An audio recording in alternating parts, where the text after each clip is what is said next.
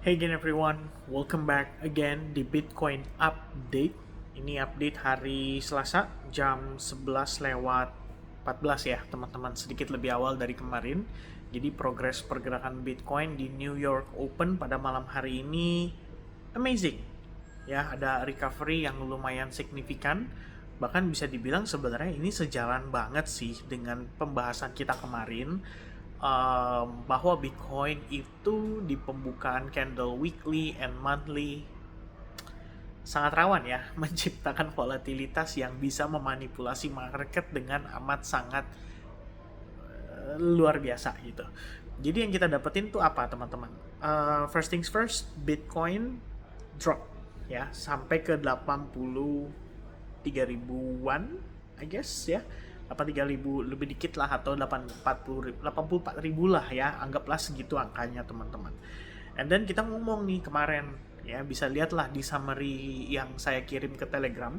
Saya juga tadi tanya sama teman-teman, ya feedback aja sih kalau misalkan saya sering-sering kirimin kayak gitu dalam bentuk summary dari sebuah video. Jadi misalnya saya bikin nih video ini, kan saya ngomong banyak ya teman-teman ya, A B C D E F G gitu.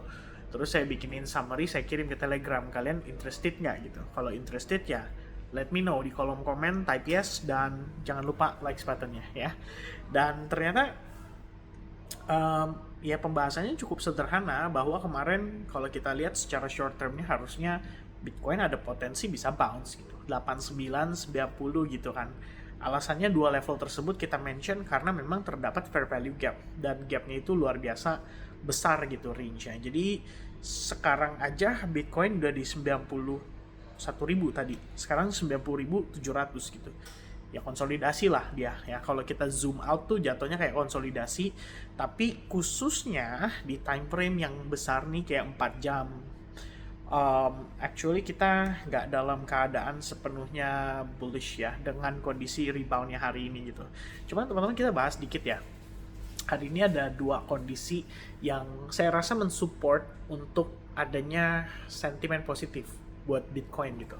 Ya, pertama newsnya dari si Vanguard gitu ya teman-teman. Jadi Vanguard itu adalah salah satu aset manajemen terbesar juga, dan dulu dia pernah bilang kalau dia nggak akan ngedukung crypto ETF. Tapi dapat beritanya, update-annya nih ya, bagus banget teman-teman, bahwa Vanguard itu membuka platform untuk crypto ETF. Ini adalah major shift. Kenapa? Karena sebelumnya dia nggak setuju, sekarang dia setuju. Itu yang pertama teman-teman. Yang kedua, ini mungkin ya kita bisa katakan bahwa mungkin permulaan ya dari Vanguard di sini nantinya untuk create ETF dia sendiri gitu.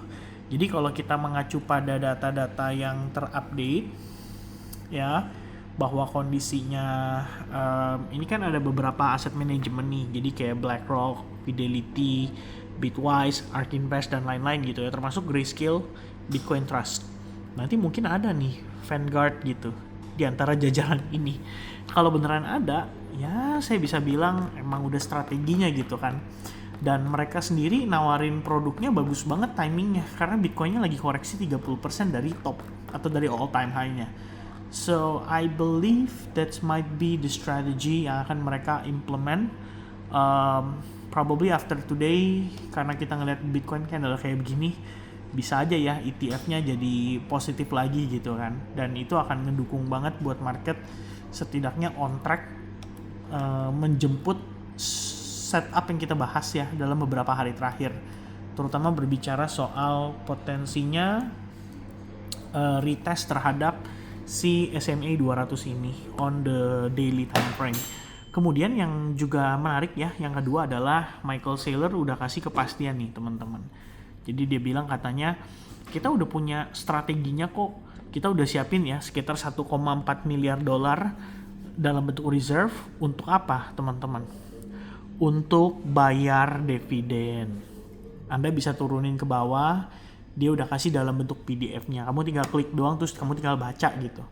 Ya. Nah, ternyata dia udah siapin tuh buat bayar dividennya. Jadi, kemarin kan ada dibilang katanya dividen itu mungkin kalau misalnya MNAV-nya di bawah 1, MNAV tuh buat yang nggak tahu ya, market net asset value.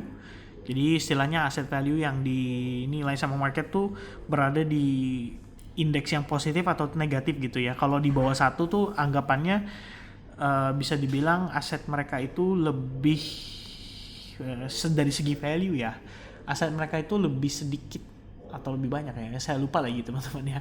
Tapi yang pasti dianggapnya jelek gitu ya. Dalam artian mereka nggak harus ngebeli dengan kondisi premium untuk saham-sahamnya gitu. Malah ada kecenderungan mereka menilai bahwa si aset daripada perusahaan ini atau si value perusahaan ini tuh lebih rendah daripada asetnya gitu. Ya kira-kira begitulah.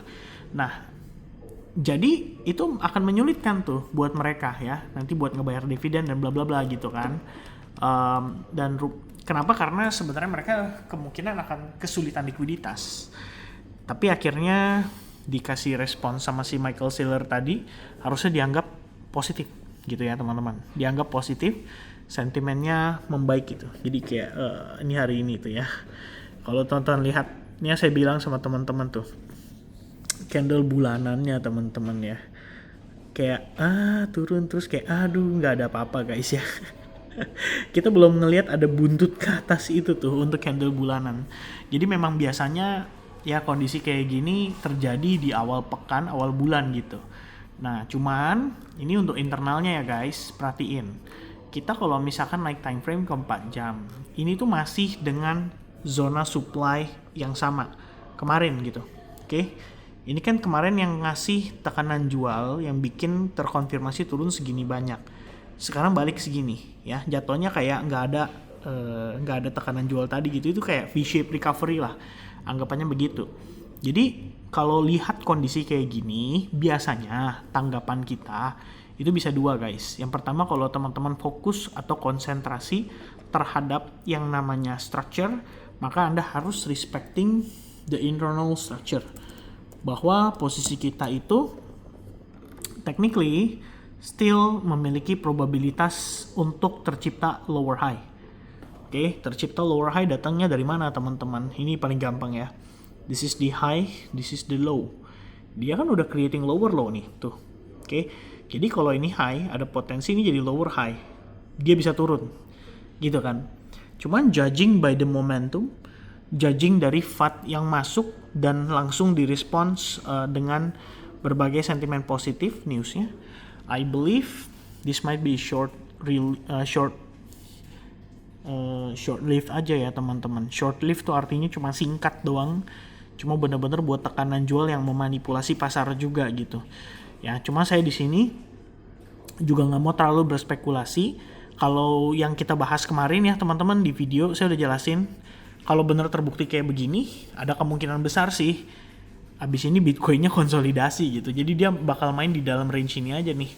Ya, kecuali dia breakout. Nah, ini lain ceritanya nih. Mungkin market akan pricing in duluan buat kemungkinan The Fed pangkas suku bunga minggu depan. Itu artinya kita bisa tembus level 93.000 dan bahkan segera testing ke level 98.000. Kalau tembus. Kalau nggak tembus, andaikan dia reject gitu ya, dia turun gitu, Anda nggak perlu panik.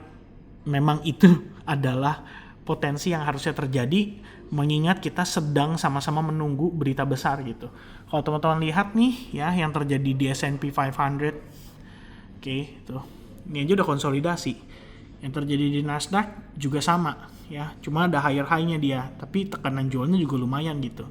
So technically kita bisa bilang dia konsolidasi. Cuman kalau teman-teman zoom out dikit, ya setidaknya lebih baik deh gitu. Yang tadinya kita udah bearish banget, bahkan head and shoulders-nya udah terinvalidasi gitu. Si S&P 500 juga sama ya. Kalau dia turun paling cuma ngisi fair value gap doang untuk dia potensi naik lagi gitu. Atas dasar apa kita mengatakan itu? Ya karena sentimen terkait dengan FOMC minggu depan gitu kan. Probabilitas rate cut-nya udah tinggi banget. Jadi market udah yakin banget The Fed akan rate cut gitu. So I guess ini juga mematahkan kekhawatiran market bahwa The Fed nggak jadi rate cut, malah jadi rate cut gitu ya. So kalau misalkan nanti Bitcoinnya turun, ya lihat aja nanti pullbacknya gimana. Kalau tiba-tiba dia stuck gitu ya, somewhere in the middle, Anda lihat ya bahwa sebenarnya ada kemungkinan kita cuman begini tuh. Yang saya bilang tadi, ya jatuhnya apa? Konsolidasi dah teman-teman tuh. Dah paling begitu, nunggu FOMC ya, antara dia breakout ke atas atau breakdown ke bawah.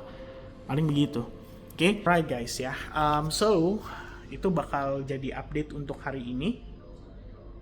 Pergerakan marketnya masih sangat-sangat volatile. Ini juga baru setengah 12. Biasanya ada gebrakan-gebrakan lagi kan nanti agak pagi gitu ya, jam 2, jam 3, jam 4 gitu. Pada saat menjelang New York mau tutup karena suka ada settlement transaksi dari aset-aset manajemen di jam-jam segitu. Biasanya volatilitasnya meningkat. So kita tinggal lihat aja kira-kira market gimana responsnya. Jangan-jangan ngelihat ini cuman sebagai wah kesempatan nih jual lebih banyak gitu. Ya maybe gitu ya. Tapi ingat ya, ini dalam kondisi kita banyak FUD. So somehow recovery kayak begini juga memang bisa jadi cukup mencurigakan, teman-teman. Ya saya sih nggak mau terlalu optimis dulu. Saya tetap expecting ada lebih besar probabilitasnya untuk istilahnya Bitcoin konsolidasi atau sideways dulu menjelang nanti big news event. So that's gonna be my take for today, teman-teman, based on apa yang saya lihat saat ini. Okay? But so far on the bias ya, saya lebih prefer untuk lebih ke bullish ya side-nya untuk saat ini. Ya, but we have to see ya, we have to wait teman-teman. At least dia harus breakout dulu. Kalau dia confirm breakout akan lebih baik lagi untuk konfirmasi strategi dan plan yang kita mungkin udah siapkan, yang udah kita bahas dari sejak beberapa video dan live streaming sebelumnya. So that's gonna be my my update for today. Thank you very much guys for watching and see you guys again in the next video update. Cheers, bye bye guys.